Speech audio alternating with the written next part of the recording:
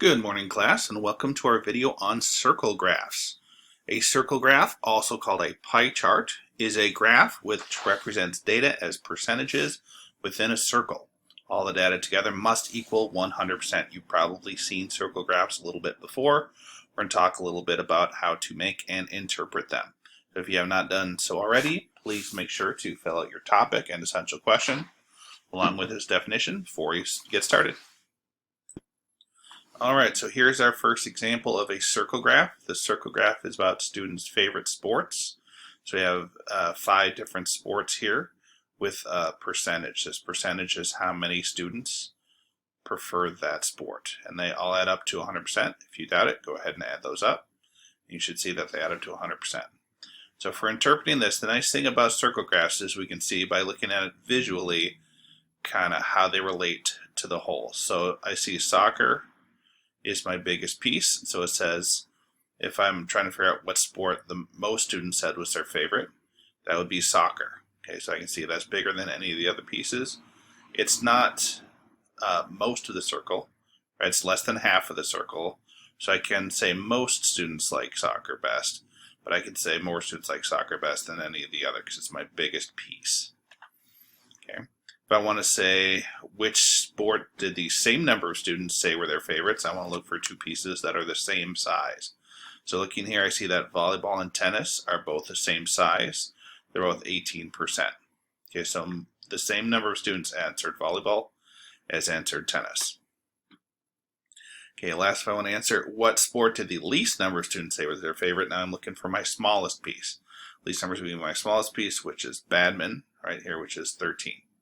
So 13% is my lowest percent. The least number of students answered badminton as their favorite sport. Now there's only so much we can say given the information we have. Notice we don't have any idea how many students are involved, so I can't say how many students answered each one of these, but there's going to be some situations later where I have some more information and I can actually figure out how many students answered what. Okay, so that'll come up in a future example. Let's take a look at the construction of these circle graphs. So in this situation, there are 24 students in a class with birthdays in January, February, or March. 10 have birthdays in January, 8 have birthdays in February, 6 have birthdays in March. So in each case, the circle represents all 24 students. Again, when you're thinking about how big these pieces should be, it can be useful to think in terms of halves and quarters. So if the whole circle is 24, half of the circle would be 12. Okay. You can also think a quarter of the circle, 1/4 of 24 would be 6. Okay. Half pieces and quarter pieces are usually pretty easy to visualize. For instance, if I look here, January is half the circle in this example. So if this one were right, that would mean that 12 birthdays fell in January. Okay. Over here, I have a quarter circle. You can see that in March. And if this one is correct, that would mean that there were 6 birthdays in March. Okay, so let's go through the information we have, see if we can eliminate some options.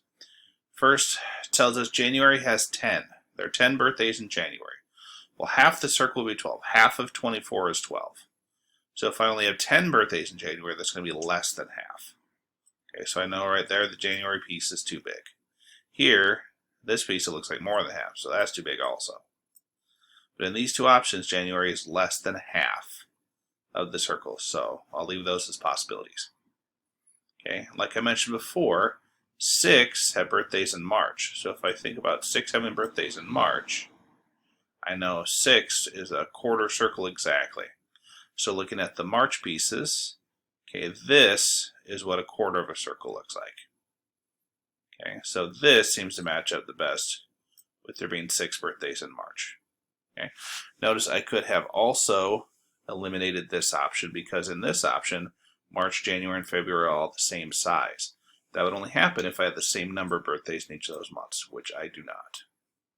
Okay, so this is my best bet. March is a quarter circle, January is less than half, and February is bigger than March but smaller than January. It's between them, which it should be because there are 8 birthdays in February, which is more than March but less than January. Okay, looking at our next example, Miss Hoover wanted to know which cookies kindergartners in Spring School District like best. 300 students were asked their favorite kind of cookie. The results are displayed in the graph below. So again, if you add up all these percents, you'll see they add up to 100, as always. Okay, here 13% like sugar cookies, 35% like peanut butter cookies, 15% like chocolate chip, and 37% like oatmeal raisin. So, Ms. Hoover wants to interview students who prefer sugar cookies and students who prefer chocolate chip cookies. What percent of students will she be interviewing? Well, if 13% like sugar and 15% like chocolate chip, and she's interviewing both of those groups, then we would just add those together. It means that she would be interviewing 28 students.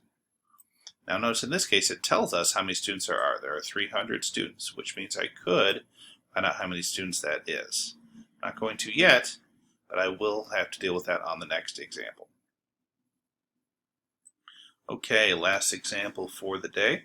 There are 1,700 trees in Piney Woods Forest. I'm going to highlight that.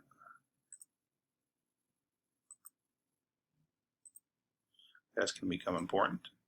1,700 trees. Okay, here's my key. There are 34% are pine trees, 25% are maple, 16% are spruce, 70% are oak, 9% are elm. How many trees in the forest are oak?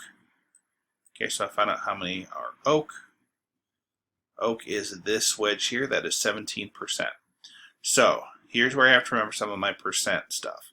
So I want to know what 17% is, and the whole circle is the 1,700 trees. So I'm trying to find 17% of 1,700. I have a couple ways I can do that. You may recall the easy way said to do this. We want to find the percent of a number. Just multiply that number by that percent as a decimal. 70% as decimal is 0.17.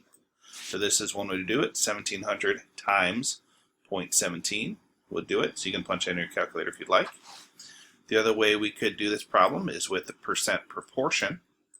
Remember, percent is always out of 100. I have part out of whole equals percent out of 100. Okay, the percent here is 17. I don't know the part. I'm trying to find the part of the trees that are oak. But I do know the whole, all the trees together are 1,700. So this would be the other approach that you could use, using your cross multiplying, whatever method you like, to solve for x. In either case, when you solve this, you should get 289, which means 289% of the trees are oak. Okay, that's going to conclude our video for today. I put a slightly more challenging problem in the additional practice links. If you're interested in trying that out, you can attempt that. Message me with what you think the answer is, and I'll tell you if you're right or not. Otherwise, make sure to ask me any questions you have between 10 and 12 and 1 and 3. And I'll see you in the next video.